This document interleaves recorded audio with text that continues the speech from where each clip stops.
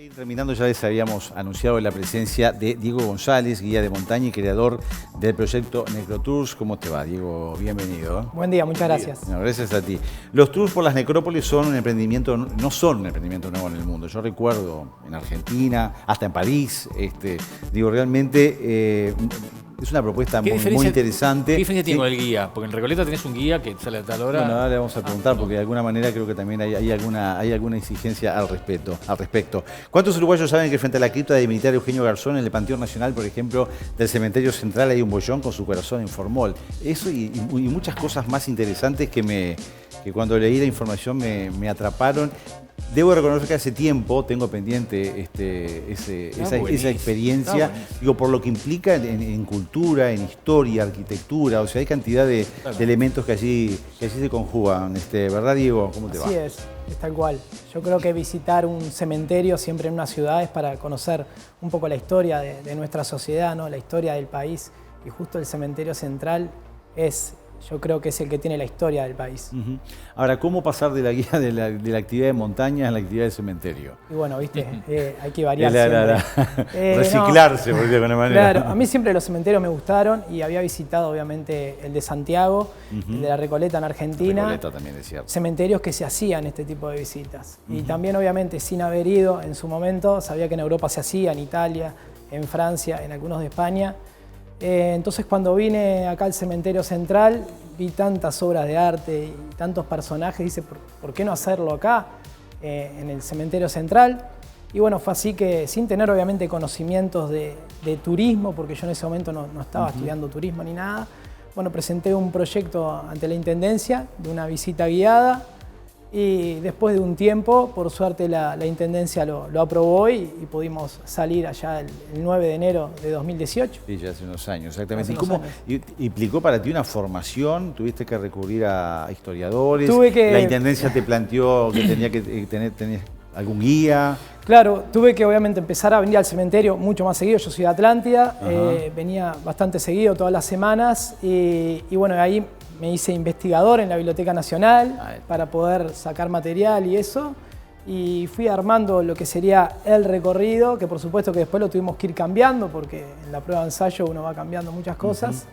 Y bueno, fue así la manera que tuve bueno, con la ayuda incluso de Daniel Sánchez, que es el director del Cementerio Central y de buceo. Él me dio mucho material también para tratar de armar esta recorrida.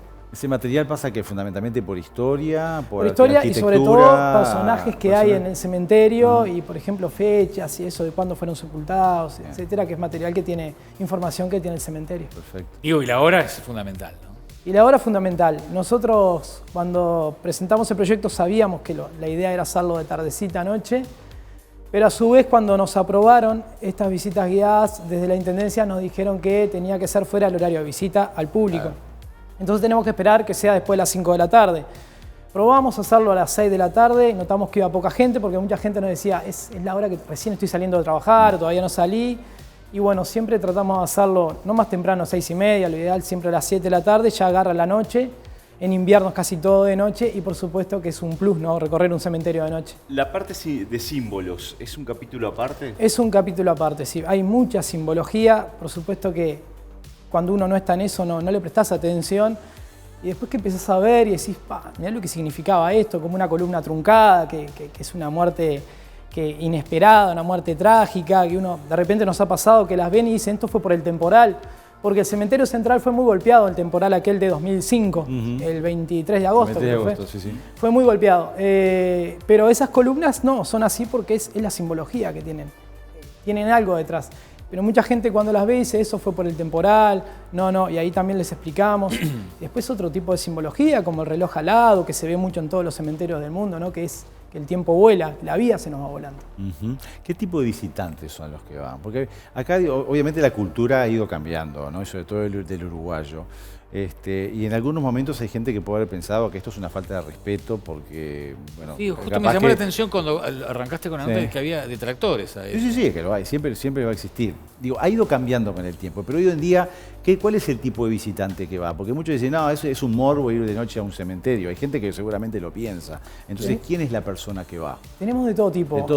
Gente que le interesa la historia, que le interesa la cultura, el arte, la arquitectura, y tenemos también el otro que por ahí le gusta lo esotérico, le gusta el misterio, el recorrer un cementerio de noche, que como no es posible hacerlo, y en este caso sí lo podemos hacer porque tenemos todos los permisos, entonces la gente aprovecha y dice, bueno, quiero vivir la experiencia de recorrer un cementerio de noche. Y ver también el tema de la sugestión, de si sienten ruidos, si sienten cosas, si ven las energías, que nos ha pasado con muchísimos grupos que sienten ruidos, sienten que los tocan, etcétera, pero también es parte de la sugestión, ¿no? Con la que se va a un cementerio de noche, por siempre eso que se dice, bueno, un cementerio de noche pasa de todo, se escuchan cosas. Bueno, es un plus interesante, pero ¿no? por Dios, claro. ¿Qué cantidad de gente es los grupos de cuántos son más o menos? En este momento, por suerte, nos ampliaron los cupos, estábamos con 30 ahora salimos un poco de la pandemia y ahora nos llevaron los grupos a 80 por salida. 80 visitantes. Son salidas al aire libre, nosotros veníamos hace tiempo pidiendo que nos aumenten un poco más los cupos, por eso, porque siempre estamos al aire libre, es un lugar bastante amplio y no hay necesidad de estar todos juntos, ¿no? Sí, Martín. Varias cosas te pregunto. ¿Qué días va? ¿Qué duración tiene? Bueno, por la pandemia, nosotros antes de la pandemia lo estábamos haciendo cada 15 días, teníamos un cronograma bastante amplio marcado, después que comenzó esto de la pandemia, vamos marcando fecha a fecha. La próxima que tenemos es este viernes 25 a las 19 horas. Las entradas están en todos los locales Hábitat, Repago, Citicantel. ¿Qué precio tiene? 350 pesos. Ahí está. Ya ahora pensamos, creo que como todos pensamos que la pandemia va a aflojar, esperemos, vamos a tratar de manejar ya un cronograma un poco más amplio y decirle, bueno, tenemos tantas fechas para adelante marcadas. Obviamente que la historia del tesoro de las Masilotti debe estar, estar ahí, ¿no? Siempre sí. latente. Vos para mí te metiste por eso. Ahora. Sí, el tesoro de las Masilotti sí. es increíble porque una historia de un tesoro que se esconde en un cementerio es rarísimo, ¿no? Y cuando ellas vinieron con un mapa acá, un mapa que le había dado el padre, diciendo que bueno, que en ese sector podría estar un tesoro de un valor invaluable, ¿no? Porque hablan de monedas de oro, de diamantes, de pinturas.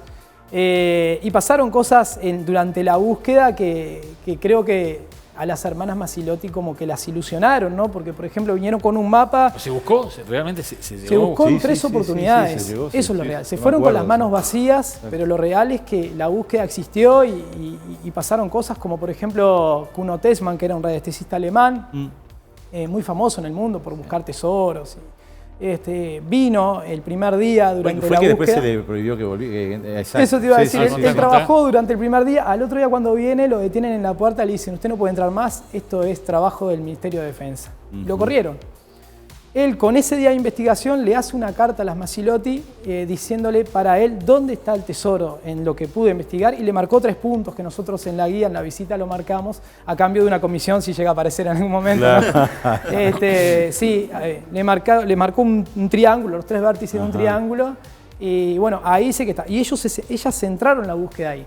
Y en esa búsqueda, en ese túnel que hicieron, apareció una pared que estaba en el plano que ellas traían y no estaba en el plano oficial. Entonces, cuando vos buscas algo, haces un túnel y aparece una pared que está en tu plano, un plano casero, y no está en el oficial, te ilusiona. Ellas se ilusionaron.